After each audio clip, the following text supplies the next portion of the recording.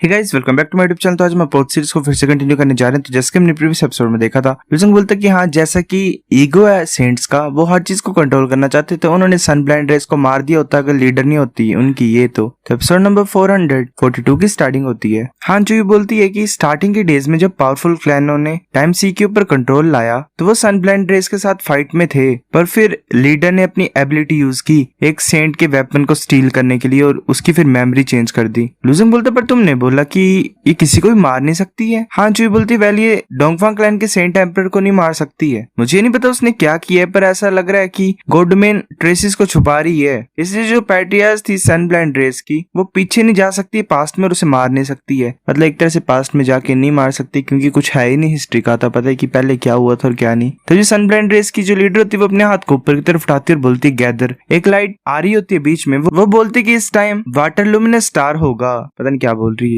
जो सन होता है ऊपर वो एक तरह से उस पे ग्रहण लगने लग पड़ता है, एक्लिप्स लगने लग पड़ता है। सब मार्शल आर्टिस्ट के ऊपर छांव पड़ रही होती है और वो जो पूरी तरह से कवर हो जाता है। लुजंग सोच रहा था, मैंने सुना था ओल्ड मैन से, उसने बोला था कि ये जो एस्ट्रोनॉमिकल ट्रांजिट डे है वो फिनोमिना है जब कोई जो स्टार होता है वो सन और अर्थ के बीच में आ जाता है, जिससे सन की लाइट रुक जाती है और एक बहुत बड़ा ब्लैक स्पॉट बन जाता है। हर सालों में एक स्टार कंप्लीटली सन को ब्लॉक कर देता है और हर टाइम जो स्टार एस्ट्रोनॉमिकल ट्रांजिट डे को करता है वो डिफरेंट होता है। वेल सेम नहीं होते हैं हर बार। जो 9 स्टार्स है वो 9 डिफरेंट एंट्रेंसेस को रिप्रेजेंट करते हैं टाइम सी में। अच्छा मतलब 9 तरह के स्टार्स हैं। तब एक फायर लगाई होती है सनब्लाइंड रेस के लोगों ने और वो ऐसे ही नाच रहे होते हैं फायर के साथ में। मुझे रंग बोलती है मॉर्निंग, जैसे तुम टाइम सी फॉरबिडन लैंड में एंटर करोगे तो अलग ही रहना क्योंकि मेरे को कुछ काम है करने के लिए। अगर तुम्हारे पास टाइम होगा तो लियू टांजिंग के ऊपर नजर रखना, कर सकते हो इतना तुम। मॉर्निंग बोलती है कि मेरे को उसे फोर्स करना किस चीज के लिए। मुझे रंग बोलती है कि नहीं तुम्हें बस देखना ही है, मैं कुछ वेरीफाई करना चाहती हूँ। अगर मैं वेरीफाई कर लूंगी वो चीज को तो मैं डेफिनेटली उसे मार दूंगी। मॉर्निंग बोलती मार दोगे? ऐसे मैं हार गई हूँ एनॉर्मस मैन से, पर कोई भी हम दोनों के बीच में ग्रज नहीं है तो तुम्हें उसे मारना क्यों है। मुझे रंग बोलती है कि कुछ चीजें हैं जिन्हें तुम नहीं जानते हो और ऐसी बात नहीं होती, तुम्हें जानने की जरूरत भी नहीं है। तभी जो स्टार होता है उसे एक लाइट टाइप नीचे गिरती है, एक बहुत बड़ा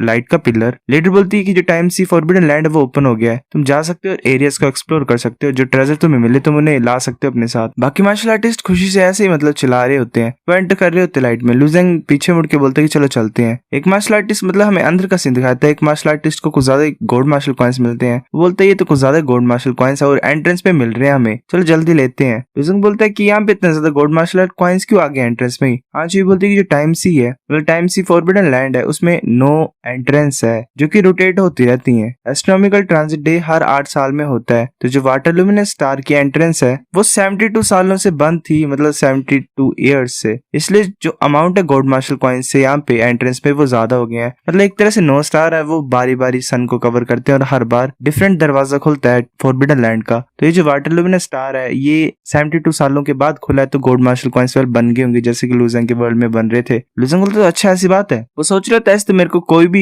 जरूरत नहीं है गोल्ड मार्शल कॉइंस की, पर मेरे को जल्दी करने की कोई जरूरत नहीं है। तो जो लो ऑफ टाइम है वो हर जगह इस फॉरबिडन लैंड में। ऐसा लगा कि सब कुछ टाइम के ऊपर ही डिपेंडेंट है, टाइम की पावर के ऊपर। जो भी ऐसे अपनी गोल्ड मार्शल कॉइंस को डाल रही होती है, उसने जमा कर लिए होते हैं, वो बोलती है कि मैंने ऑलमोस्ट काफी गोल्ड मार्शल कॉइंस को इकट्ठा कर लिया है, चलो बाकी दूसरी अपॉर्चुनिटीज को भी देखते हैं अंदर। वेल दूसरी लड़की बोलती है ठीक है। फिर वो ऐसे जा रहे होते हैं, वहां पे कुछ स्प्रे टाइप दिखाई देती है जो कि हवा में उड़ रही होती है ब्लू कलर की। एक मार्शल आर्टिस्ट बोलता है कि नहीं हमारा तो लक ही खराब है, इस टाइम एक घोस्ट का ग्रुप रास्ते को ब्लॉक करके रखा हुआ उन्होंने, मुझे लगता है हम खतरे में पड़ जाएंगे। हांचुई बोलती है क्या इतना घटिया लक है हमारा। लुजेंग बोलता है गलत क्या इसमें, ये चीज तो कुछ ज्यादा कमजोर लग रही है। हांचुई बोलती है कि ये सच है कि ये जो घोस्ट है ये इतने ज्यादा स्ट्रॉन्ग नहीं होते हैं, पर इनकी बॉडीज जो है वो डिफरेंट टाइम में फंसी हुई है, तो ये इम्पॉसिबल है, इन्हें कोई हर्ट नहीं कर सकता। वेल इनकी मतलब एक्चुअल बॉडी यहाँ पे नहीं है। और ऊपर से बात है कि अगर ये तुम्हें पोजेस कर लेगा तो वो तुम्हें टाइम के गैप में खींच के लेके जाएगा और तुम्हें 2 हिस्सों में फाड़ देगा। एक मार्शल आर्टिस्ट वहां पे चला जाता है और बोलता है कि ये तो बेवकूफ से घोस्ट है, इनसे क्या डरना, इनके पास दिमाग नहीं है, मैं इन्हें ऐसे भगा दूंगा। वो अपनी फ्लूट टाइप को ऊपर की तरफ उठाता है और कुछ पपेट्स को क्रिएट करता है और आगे की तरफ भेज देता है। लुजेंग बोलते है ये तो ग्रेट मैनिपुलेशन टेक्निक है। आंची बोलती है ये फांगिन है फांग क्लैन का,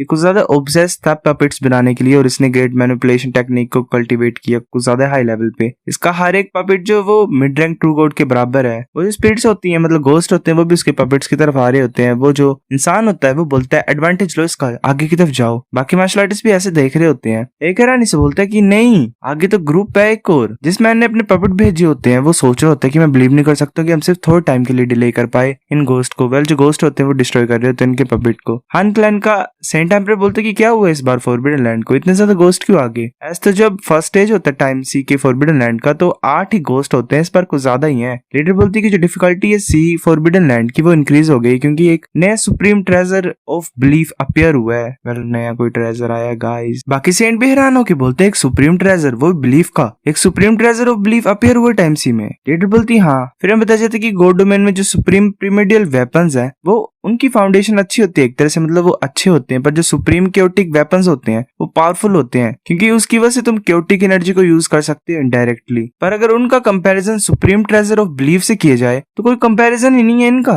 कोई लेना देना नहीं है। जो सुप्रीम ट्रेजर ऑफ बिलीफ है वो ऐसा वेपन है जो काउंटलेस गॉड सिटीजन्स ने इमेजिन किया है। हर बार कोई भी अपेयर होता है तो वो कुछ ज्यादा स्पेशल होता है और उसमें बहुत ज्यादा पावरफुल कैपेबिलिटीज होती है। जितना ज्यादा हाई लेवल होता है फॉरबिडन लैंड का उतना ज्यादा चांस होता है कि वो एक high level treasure of belief पैदा हो। जो टाइम सी है वो सबसे ज्यादा हाईएस्ट, मतलब one of the highest forbidden land है। एक सेंट बोलते लेवल क्या उस वेपन का, वो सोच रहा होता है कि जो टाइम स्वॉर्ड ऑफ गॉड थी जो कि सन ब्लाइंड रेस के लीडर यूज करती है वो लेवल 6 की है, तो ये हो नहीं सकता ये को लेवल 6 अपेयर हो। पर जो सुप्रीम ट्रेजर ऑफ बिलीफ है वो लेवल 6 के नीचे को भी हम अंडर एस्टिमेट नहीं कर सकते हैं। लीडर बोलते मैं श्योर नहीं हूँ, वो लेवल 3 का ट्रेजर हो सकता है या फिर लेवल 4 का भी। एक सेंट बोलते लेवल 3 और 4 का, ये कितना ज्यादा अच्छा है। दूसरा बोलता है कि ये एक पार्ट है इनकी ट्रेनिंग का। जो टाइम सी फॉरबिडन लैंड है वो 10 टाइम और डेंजरस है पहले से, पर जो बेनिफिट्स है वो 1000 टाइम्स और ज्यादा अच्छे हैं। एक और सेंट बोलता है चलो देखते हैं क्या होता है। तब वहां पे हमें पर्सन दिखाई देता है, वो बोलता है कि मैं इनके अटेंशन को अपने ऊपर लाता हूँ, तुम भागो। उसने केप टैप डाली होती फायर की, वो गोस्ट की तरफ भाग रहा होता है और यूजिंग सोच रहे थे इतना सा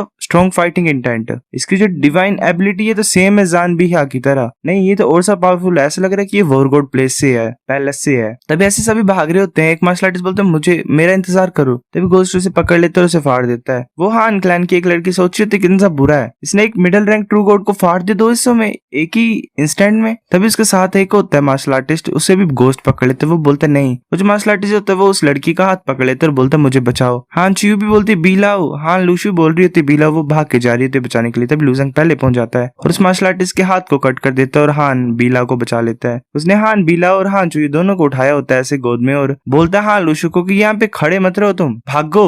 हान लूशू बोलती कि इससे तुम्हें कुछ फर्क नहीं पड़ना चाहिए। लूजंग नहीं बोलता, बल बैठता नहीं उससे, डोल मतलब चुपचाप ही भाग जाता है। हान लूशू देख रही होती लूजंग की तरफ, सोच रही होती कि ये सच्ची मुझे इसको मेरा कोई फिक्र नहीं है ना, वो मुंह फुला लेती है। वो फिर एक प्लेस में पहुंच जाते हैं। एक मार्शल आर्टिस्ट बोल रहा होता है कि हम पहुंच गए, जो टाइम सी टेम्पल वो हमारे आगे ही है, जो टाइम गोस्ट है वो इसमें एंटर नहीं कर सकते हैं। एक मार्शल आर्टिस्ट अंदर एंटर कर जाता तभी वह लूजंग पहले निकल जाता है कूद के ऊपर से। तभी सबसेंट दिखाई देती है, उसके साथ एक और मार्शल आर्टिस्ट होता है। वो बोलता है कि ये कैसे हो सकता है, एक लो रैंक ट्रू गॉड के पास इतनी ज्यादा ग्रेट एंड्योरेंस कैसे हो सकती है, मतलब स्ट्रॉन्ग बॉडी कैसे हो सकती है और वो इतनी ज्यादा फास्ट तरीके से कैसे मूव कर सकता है। उसके ऊपर से उसके हाथ में 2 लड़कियां भी थी, फिर भी ये फर्स्ट प्लेस पे पहुंच के टेम्पल में। हाँ जी सोच रहे थे, मैंने एक्सपेक्ट नहीं किया था कि लूजेंग को भी इनवाइट करेगी सन ब्लाइंड रेस। अगर ये सीक्रेट्स को भी रिवील कर देगा तो कैसे ये सेंट्स के हाथों से भागेगा, ये तो कुछ ज्यादा चिंता भरी बात है। उस टेम्पल में एंटर कर जाते तभी कुछ गोस्ट होने वाले दरवाजा घेर लिया होता है। जो एक इंसान होता है वोरगो टेम्पल का जिसने सभी की हेल्प की होती है, वो फंस गया होता है एक तरह से और बोल रहा होता है कोई मेरी हेल्प करो, मैं ज्यादा होल्ड नहीं कर सकता हूँ। एक मार्शल आर्टिस्ट बोलते है ये तो जान मिंग है, गोस्ट इसे पकड़ रहे हैं। मुनिंग सोच रही होती है चल देखते हैं कि ये अपना मूव लेगा यहाँ पे, अगर ये एनोनिमस मैन वाली टेक्निक्स को यूज करेगा तो ये पक्का एनोनिमस मैन होगा। एक मार्शल आर्टिस्ट बोलता है कि फांगिन या तुम्हारे पास अभी भी कोई पपेट्स बचे हैं। वो मार्शल आर्टिस्ट बोलता है हाँ मेरे पास एक गोल्डन पपेट है जो कि स्ट्रॉन्गर है मेरे से भी, पर ये जो टाइम गोस्ट है इन्होंने दरवाजे को ब्लॉक करके रखा है, अगर मैं उस पपेट को भी यूज कर दूंगा फिर भी ये यूजलेस हो जाएगा। लूजंग बोलते है ये जो टाइम गोस्ट है इनके अटैक्स कुछ ज्यादा सिंपल है, हमें बस यही करना है कि अपनी पावर को चैनल करना है टाइम क्रैक्स में, फिर उन्हें पीसेस में कट कर देना है। एक मार्शल आर्टिस्ट बोलता है कि जो प्रॉब्लम है वो ये है कि कोई भी रेजिस्ट नहीं कर सकता कटिंग पावर को टाइम क्रैक्स की।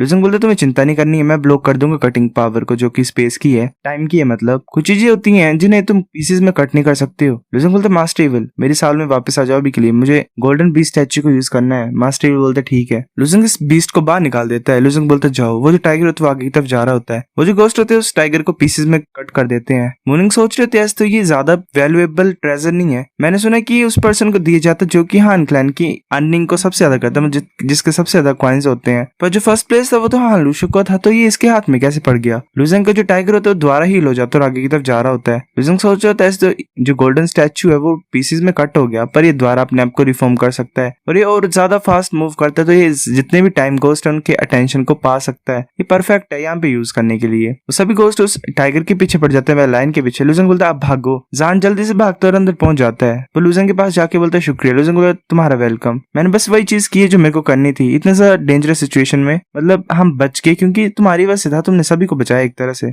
सो गाइस एपिसोड नंबर 442 इतना था। अगर आपको वीडियो पसंद तो लाइक करनी, बेफिक्र लाइक कर दो, शेयर कर दो, साथ कमेंट करके बता। अगर आपको वीडियो कैसे लगे सब्सक्राइब करो। तब तक के लिए बाय बाय।